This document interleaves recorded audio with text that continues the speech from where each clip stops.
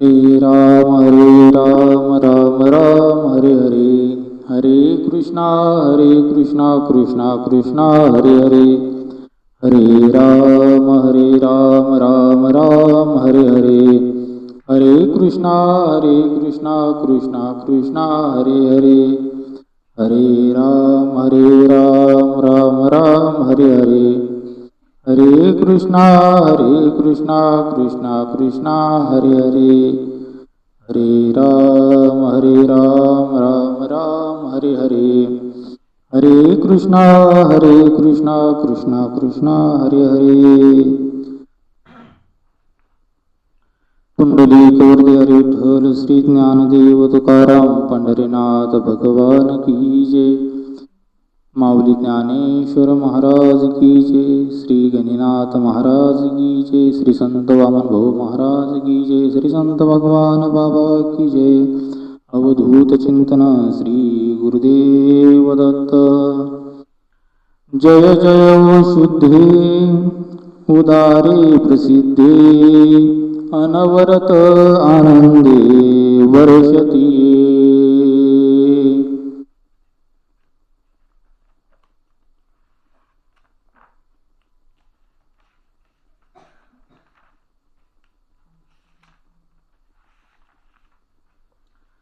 अलंकापुरी रम्य सिंहासनस्थं पदाम्भोजतेजः स्फुरतीक प्रदेशं, विनीन्द्रादिदेवे सदा स्तूयमानं, समाधिस्थमूर्तिं भजे ज्ञानदेवम्. नमामि सद्गुरुं शान्तं सच्चिदानन्दम्, विग्रहं पूर्णब्रह्म पराङ्गमीशमालं द्विवल्लभं, ब्रह्मानन्दं परमसुखदं केवलं ज्ञानमूर्तिं, द्वन्द्वातीतं गगनसदृशं तत्त्वमस्यादिलक्ष्यम्,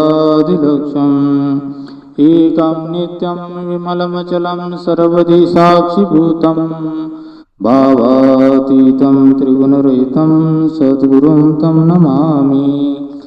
गुरुर्ब्रह्मा गुरुर्विष्णू गुरुर्देवो महेश्वरा, गुरुर्साक्षात् परब्रह्मा तस्मै श्री गुरवे नमः. जय जय ओ शुद्धे उदारे प्रसिद्धे, अनवरत आनंदे वर्षती. प्रस्तुत प्राप्त प्रसंगी चालू असलेली सेवा प्रवचन रूपी सेवा ग्रंथराज ज्ञानेश्वरी आणि अध्याय 12वा. या 12व्या अध्यायातील पहिल्या क्रमांकाची ओवी. जय जय शुद्धे उदारे प्रसिद्धे, अनवरत आनंदे वर्षती. आजच्या प्रवचन रूपी सेवेसाठी निवडलेली आहे. या प्रस्तुत ओवीमधून श्री संत ज्ञानोबाराया आपल्या गुरुचं नव्हे बरं का, गुरुच्या कृपादृष्टीचं वर्णन करतात, जय जयकार करतात.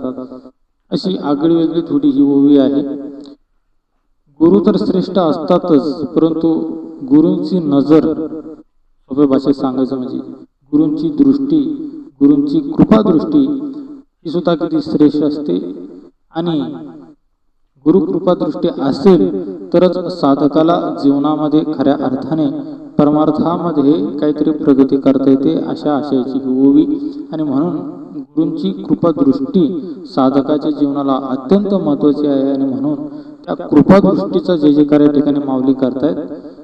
आजपर्यंत माणसांचा जय जयकार केलेला पाहिला असेल, विभूती महात्मांचा जय जयकार केलेला पाहिला असेल, महात्म्यांचा जय जयकार केलेला पाहिला असेल, एखाद्या राजाचा जय जयकार केलेला पाहिला असेल. जिथं दिव्यत्व आहे त्या ठिकाणी तुम्ही त्यांचा जय जयकार केलेला पाहिला असेल, परंतु प्रथमतःच कदाचित होवी तुम्हाला एक आगळ्यावेगळ्या स्वरूपामध्ये की जी गुरु आणि गुरूंच्या कृपादृष्टीची महती सांगते आहे, गुरूंच्या कृपदृष्टीचा जय जयकार करते आहे, अशा पद्धतीची ओवी.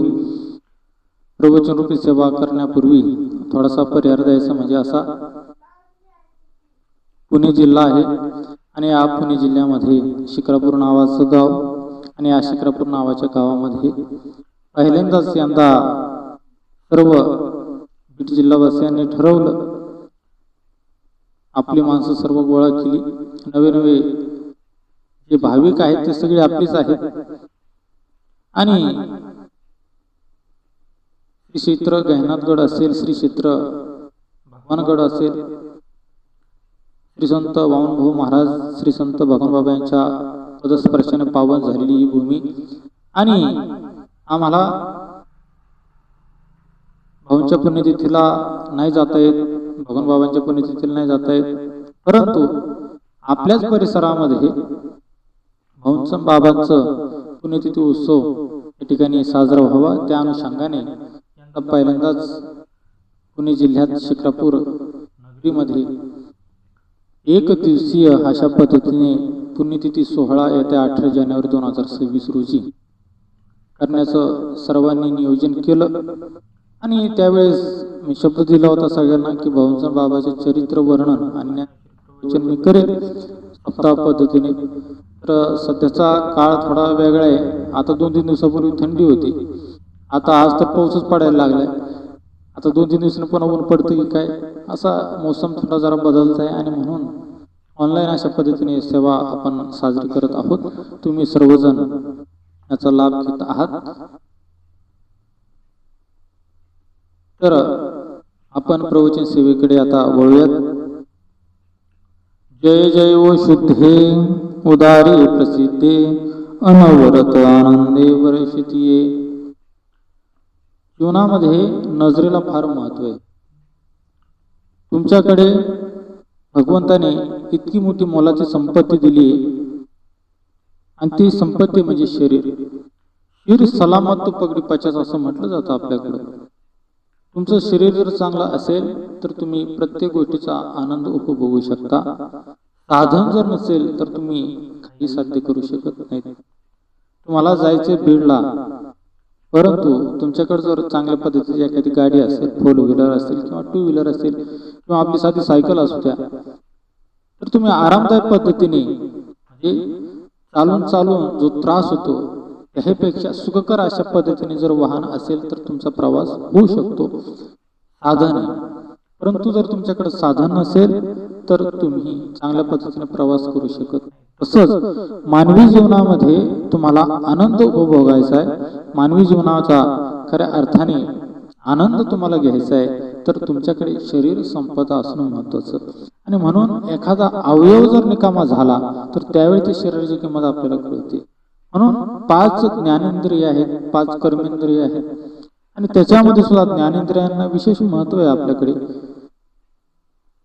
आणि त्याच्यामध्ये डोळा सगळ्यात महत्वाचा अवयव. डोळा आणि डोळ्याची नजर, ही नजर चांगली तेवढी आणि वाईटही तेवढी. नजरेमुळं अनेक गोष्टी घडतात. नजरे संबंधाने जर बोलायचं म्हटलं तर वेगवेगळ्या ठिकाणी वेगवेगळ्या पद्धतीची नजर असते. वेगवेगळ्या ठिकाणी भाव बदलतो की नजर बदलते. भाव अंतःकरणातला बदलला की त्या ठिकाणी नजर सुद्धा बदलते. दृष्टी तीच आहे, पाहण्याची जी दृष्टी तीच आहे, परंतु भाव बदलला दृष्टी बदलते, नजर बदलते, दृष्टिकोन बदलतो. आणि म्हणून हा भाव तुमचा कसा आहे आणि तुम्ही कोणासोबत आहात याला फार महत्व आहे. आणि समजा एखादी आई असते आणि तिच्याकडे पाहण्याचा त्या बालकाचा जो दृष्टिकोन आहे तर तो एक ममत्व भावनेनं असतो, एक आई म्हणून असतो. परंतु त्याच स्त्रीचा जर पती आला तर तो एक पत्नी भावनेनं तिच्याकडे पाहतो. त्याच ठिकाणी तिचे वडील जर आले तर वडील तिच्याकडे पाहताना एक मुलगी म्हणून पाहतात. स्त्री तीच आहे, परंतु पाहण्याची नजर वेगळी. प्रत्येक जण पाहतो वेगळ्या दृष्टीने आणि म्हणून ती नजर बदलते. अर्थातच तो भाव बदलतो म्हणून नजर बदलते. अशा अनेक प्रकारच्या नजरी आहेत. कॉलेजला असतानाच्या नजरी वेगळ्या असतात, हे तुम्हाला माहित असेल. जेवढे सिनेमा सृष्टीमध्ये जेवढे जे गाणे निघालेत, नजर के सामने जिगर के पास.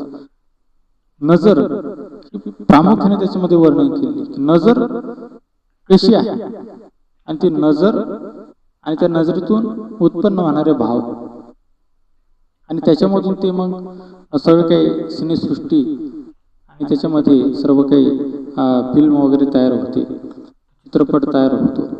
ते भाव असतो त्याच्यामध्ये काहीतरी व्यक्त करायचं असतं त्यांना.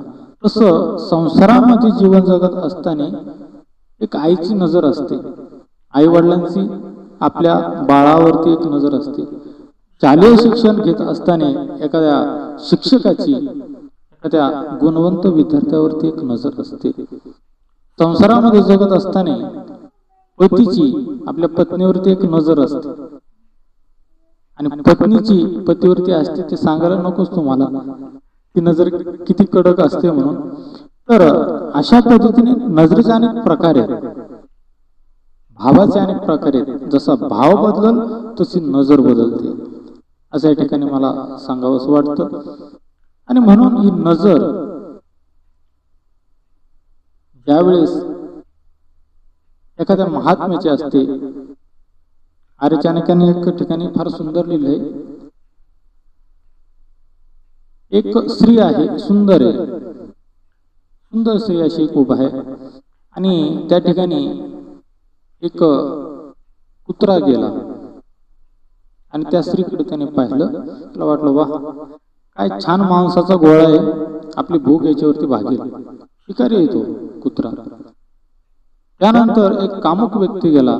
त्याला वाटलं वा काय सुंदर स्त्री, ही स्त्री जर मला प्राप्त झाली तर मी तिचा उपभोग घेईल. आणि त्या ठिकाणी एक संत गेला. तर तो संत म्हणतो ही फक्त चमडी आहे, चमडी.